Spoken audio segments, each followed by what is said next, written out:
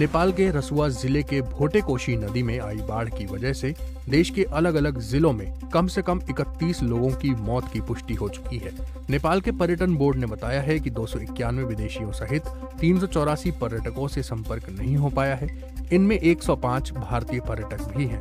चीन के सरकारी मीडिया चैनल सीसीटीवी ने तिब्बत में भारी पैमाने पर नुकसान की बात कही है। काठमांडू के उत्तर में स्थित रसुआ इलाके में ये बाढ़ आई। ये इलाका तिब्बत से सटा हुआ है और चीन के साथ नेपाल के मुख्य व्यापार मार्ग पर पड़ता है।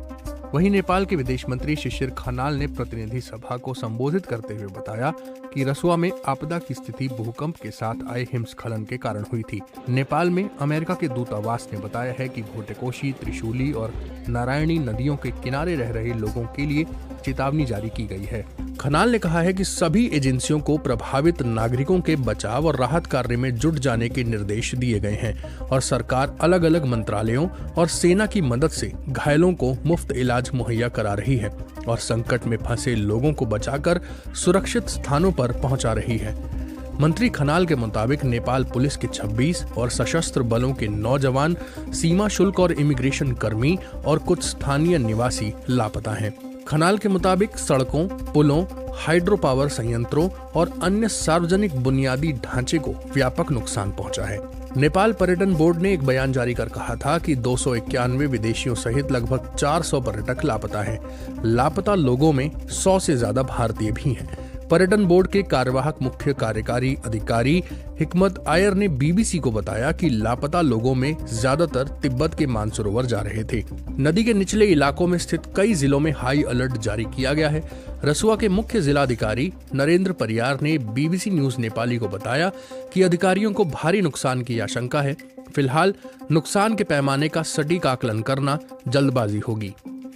राहत और बचाव अभियान में अब तक 12 लोगों को बचाया जा चुका है। सशस्त्र पुलिस बल ने कहा है कि उसके 13 सुरक्षा कर्मियों के लापता होने के बाद खोज और बचाव कार्य शुरू किया गया। सशस्त्र पुलिस बल के उप प्रवक्ता शैलेंद्र थापा ने कहा कि रसुआ के मैलुंग से 4 और तिमुरे से 9 लोग लापता हैं। उन्होंने बताया, हमने बलम्बू में स्थित 100 बिस्तरों वाले अस्पताल को तैयार रखा है। राष्ट्रपति रामचंद्र पौडेल ने कहा है कि रसुआ और नुवाकोट से होकर बहने वाली भोटेकोशी और त्रिशूली नदियों में आई बाढ़ से हुए नुकसान की खबर से उन्हें गहरा दुख हुआ है। नेपाल के आपदा प्रबंधन प्राधिकरण ने संवेदनशील इलाकों में नदी के किनारों के पास रहने वाले लोगों से सतर्क रहने और एहतियात बरतने का आह्वान किया है। प्रधानमंत्री नरेंद्र मोदी ने कहा है कि उनकी बात नेपाल के प्रधानमंत्री से हुई है। साथ ही भारत नेपाल की हर संभव मानवीय सहायता करने के लिए तैयार है।